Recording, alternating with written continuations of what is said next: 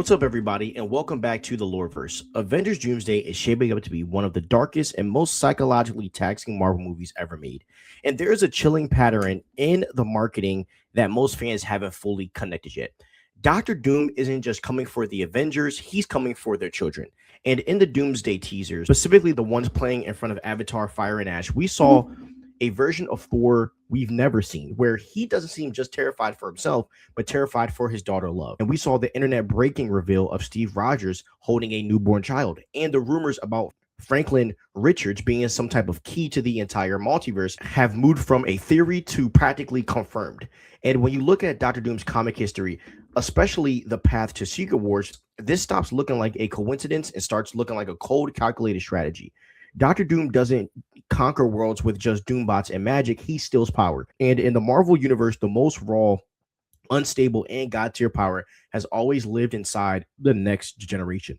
So tonight we are going to break down why Victor Von Doom is hunting the children of the MCU, what this means for Steve Rogers' impossible legacy, right? And how Doomsday is secretly setting up a world where the heroes haven't just lost, they have been replaced. Now, this is Stevie Hayes, and this is the Loreverse, and let's dive into this. Now, let's start with the visual language Marvel is using. In the first three Doomsday teasers, there is a very deliberate emphasis on legacy here. Not the original Avengers themselves, but the lives they built after the main fighting stopped. Teaser one, we see Steve Rogers. We see Chris Evans back as Steve Rogers, and he's not in the uniform. He's in a quiet 1940s style home, carefully folding his suit before picking up a baby. And the look on his face isn't Captain America. It's a father who knows he's created a multiversal anomaly. We go to teaser two, where we see Thor's prayer.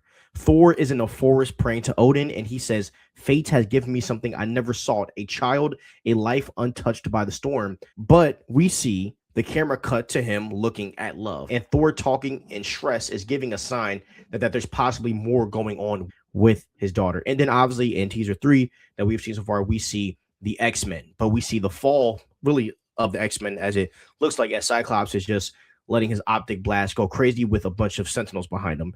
And we also see that at the end of Fantastic Four First Steps, Franklin is touching the face of Doctor Doom. Now, hear this. Doom isn't rushing into battle with a hammer or a shield. He is studying, he is calculating, and I believe he is treating these children like assets. And a movie literally titled Doomsday, Marvel placing children front and center, is really a signal that this isn't about who was in the fight, but it's about who inherits the earth. And the thing that we have to understand, right? Love is not just Thor's daughter; she's a cosmic entity. Now let's dive deep into the topic of Love, because at the end of Thor: Love and Thunder, we saw her born from eternity itself. And that makes her, lore-wise, one of the most dangerous entities in the MCU, because she isn't just an Asgardian, she's a cosmic wish that is given flesh.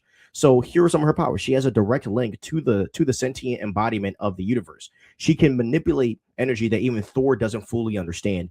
And in new footage, we know that Thor seemed to be training her. And, we knew that he was training her to be a hero, but it seems like now she's going to have to hide. And the reason why is because if eternity is the source of all reality, then Love is a walking battery. And if Doctor Doom wants to rewrite the multiverse, he doesn't just need a lab. He needs a power source that can bridge the gap between science and creation. And in the comics, Doom often uses the Molecule Man as his power source for Battleworld. And in the MCU, it looks like he's eyeing Love to fill that role. To understand Doomsday, you have to understand the 2015 Secret Wars run. Dr. Doom doesn't become God Emperor Doom by building a bigger bomb. He does it through theft. So he stole the power of the Beyonders, and he stole the abilities of the Molecule Man. And he essentially harvested the cosmic foundations of the multiverse to stitch together his own world. And Doom's greatest strength isn't his armor, it's his narcissism. He genuinely believes that if a power exists, he's the only one with the intellect to wield it correctly. So he doesn't see kidnapping Franklin or Love as evil. He's going to see it as securing a resource that the Avengers are too weak, or emotional to use. And when Doom looks at Thor's daughter, he doesn't see a child. He sees a loose wire that needs to be plugged into his machine. Also, Franklin is the end game here. So if Love is the battery, Franklin's the blueprint.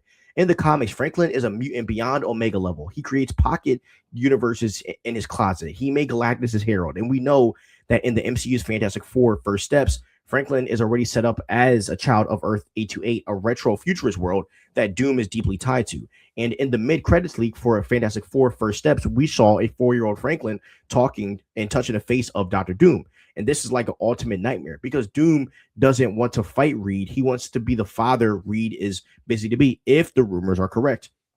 And it's probably true because the comics really show that. And by possibly taking Franklin's power, or even Doom maybe trying to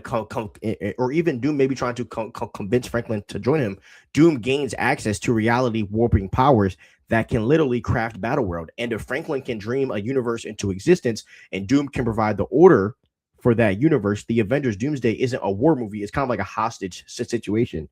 And the biggest wild card is the baby Steve Rogers is holding in the teaser. Why would Doom care about a child with no powers? And some will say because Doom targets symbols, right? Steve Rogers represents the moral anchor of the MCU. He is the man who stayed behind to live the life he was denied. But by doing that, Steve created a branch timeline. And according to the incursion lore from the Multiverse of Madness, Steve's child should not exist. And that child is a living breach in the multiverse. And Doom, as we know, he's an opportunist. If he can prove that the greatest hero is actually the cause of a multiversal collapse of its own selfish desire for a family, then Doom wins the moral argument. He can tell the world, your heroes broke the universe for their own happiness. I'm the only one who will fix it. Stealing Steve's child isn't about power, but it's about breaking really the spirit of the Avengers.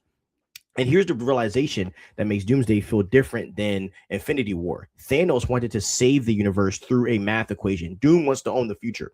Love, Franklin, and Steve Child are the next generation, and they are the future god, and they are the future gods and leaders. And by targeting them now, Doom is performing a preemptive strike on history itself. He's removing the pieces from the board before they can even grow up to challenge him. And he is also ensuring that when the new world, Battle World, is born, there is no one left to remember the old heroes as anything but failures. And this is why I believe, these teasers have this fear label. It's not just scary monsters. It's about the horror of a villain who is literally stealing the future from under all of our feet. And I believe this is how Secret Wars is going to begin, right? Like, I don't think Avengers Doomsday is going to end with a snap. I think it's going to end with subtraction. So by the time the credits roll, I predict Love's power will be harvested. Franklin will be at Doom's side, and Steve Rogers will be forced to choose between his child and the survival of the timeline. And this sets up Secret Wars in 2027 perfectly. We won't start Secret Wars watching a war. We'll start it in a world that Doom has already built using the parts he stole from the Avengers families. The Avengers, right? They exist to protect the future, and Dr. Doom exists to claim the future. And if Avengers Doomsday is truly about Dr. Doom targeting the children of our heroes, and I'm not saying this is going to be like the center of everything in this film, but I do think this could possibly be a big part, is because Marvel has finally figured out what makes Victor Von Doom truly terrifying. It's not that, he can outpunch Thor or out magic Strange. It's that he is patient and he outlives the heroes and he outthinks even their legacy. And he really reshapes what's next in his own image. And the stakes aren't just the world and all the other worlds. The stakes are really kids too. But I want to hear from you guys. Do you think Doom is hunting these kids for their power, or is he just trying to erase the Avengers legacy once and for all? Let me know what you guys think in the comments. Please like, subscribe, and ring that notification bell, and peace out.